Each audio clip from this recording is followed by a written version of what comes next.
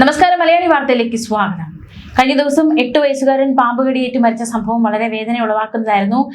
അതിനുശേഷം ഈ വീടിന്റെ പരിസരങ്ങളിൽ ഒരു പരിശോധന നടത്തിയിരുന്നു. പാമ്പ് പിടുത്തക്കാരൻ എത്തി ദീക്ഷന്റെ വീടിന്റെ 2 വീടിനപ്പുറത്ത് നിന്ന് വീണ്ടും ഒരു മൂർഖൻ പാമ്പിനെ കണ്ടെത്തിയിരിക്കുകയാണ്. എന്തായാലും ജാഗ്രത വേണം ഈ പരിസരത്തുള്ളവർ എന്ന് സൂചിപ്പിക്കുന്നതാണ് ഈ ഒരു വിഷയത്തിൽ നമുക്ക് മനസ്സിലാക്കാൻ സാധിക്കുന്നത്. 2 വീടിന്റെ അകലെ നിന്നാണ് ഒരു വീടിന്റെ സൈഡിൽ നിന്നും ഇത്തരത്തിൽ മൂർഖൻ പാമ്പിനെ രാജേഷ് എന്ന പാമ്പ് പിടുത്തക്കാരൻ പിടികൂടിയത്. എന്തായാലും ഈ പ്രദേശത്തുള്ള ജാഗ്രത വേണമെന്നൊരു കാര്യത്തിലേക്ക് കൂടി ഇത് വിരൽ ചൂടുകയാണ്. അതേസമയം കോഴിക്കോട് ജില്ലയിലെ നാദാപുരം കല്ലാച്ചിയിൽ 11 നേരെ പാമ്പ് പാഞ്ഞെടുത്തു.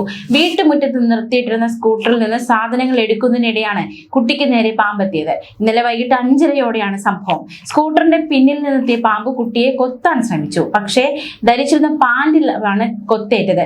പാമ്പ് കൊത്താൻ ശ്രമിച്ച ഉടൻ തന്നെ കുട്ടി വേഗത്തിൽ ഓടി മാറി. അങ്ങനെ വലിയൊരു അപകടം ഒഴിവായി പോയി. കുട്ടി ഓടി മാറിയതിനു ശേഷവും പാമ്പ് ഇഴഞ്ഞ് കുട്ടിയുടെ അടുത്തേക്ക് തന്നെ വരുന്നത് CCTV ദൃശ്യങ്ങൾ വ്യക്തമാണ്. പിന്നീട് പാമ്പ് മറ്റൊരു വഴിയിലേക്ക് ഇഴഞ്ഞു നീങ്ങി. വേനൽക്കാലമായതിനാൽ കടുത്ത ചൂടിന് രക്ഷ നേടാനും തണുപ്പ് തേടിയും പാമ്പുകൾ സ്കൂട്ടറുകൾക്കുള്ളിലും ഇരുചക്ര വാഹനങ്ങളുടെ പിന്നിലും കയറിക്കൂടാൻ വലിയ സാധ്യതയുണ്ട്. അതുകൊണ്ട് ജാഗ്രത വേണം. വാഹനങ്ങൾ എടുക്കുമ്പോഴും പുറത്തു വെച്ചിരിക്കുന്ന ചെരുപ്പുകളും ഷൂസുകളും ധരിക്കുമ്പോഴും ജനങ്ങൾ പ്രത്യേക ജാഗ്രത പാലിക്കണം. പുറത്തിറങ്ങുമ്പോഴും ചുറ്റുപാടുകൾ കൃത്യമായി ശ്രദ്ധിക്കണം.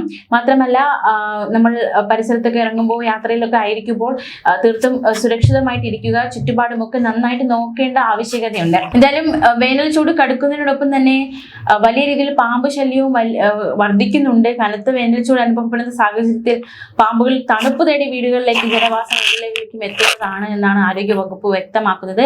ശംഖുവരയൻ, എട്ടടി വീരൻ, വളവളപ്പൻ, മോതിരവളയൻ, വളകഴപ്പൻ എന്നെല്ലാം പേരുകളുണ്ട് വെള്ളിക്കെട്ടിന്.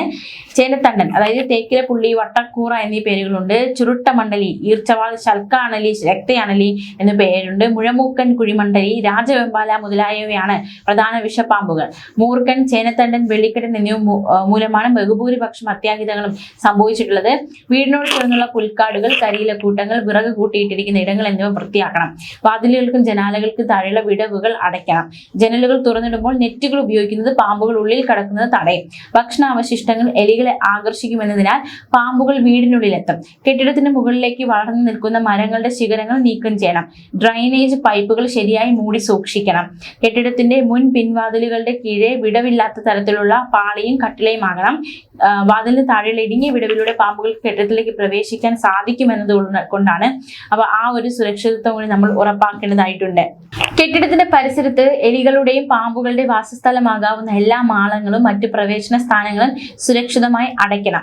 ഇനി അഥവാ കടിയേറ്റാൽ കടിച്ച പാമ്പിനെ ജീവനോടെയോ തല്ലിക്കൊന്നോ ആശുപത്രിയിലേക്ക് എത്തിക്കേണ്ട ആവശ്യമില്ല. പാമ്പിനെ എടുക്കുകയോ കുടുക്കാൻ ശ്രമിക്കുകയോ ചെയ്യരുത്.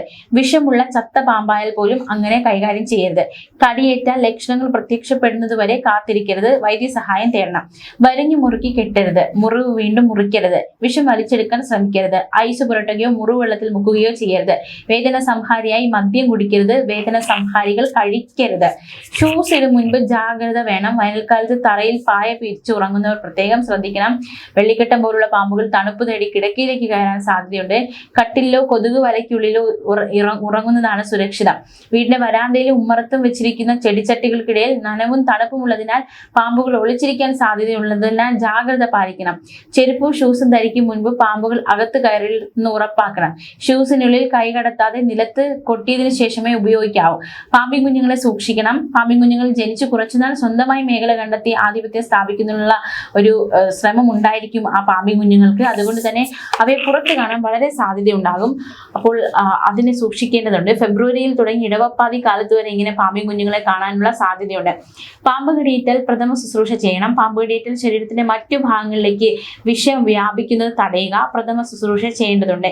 കടിയേറ്റെന്ന് മനസ്സിലായാൽ ഒരു കാരണവശാലും പരിഭ്രാന്തരാകരുത്. കടിയേറ്റ വ്യക്തിയെ പേടിപ്പിക്കരുത്.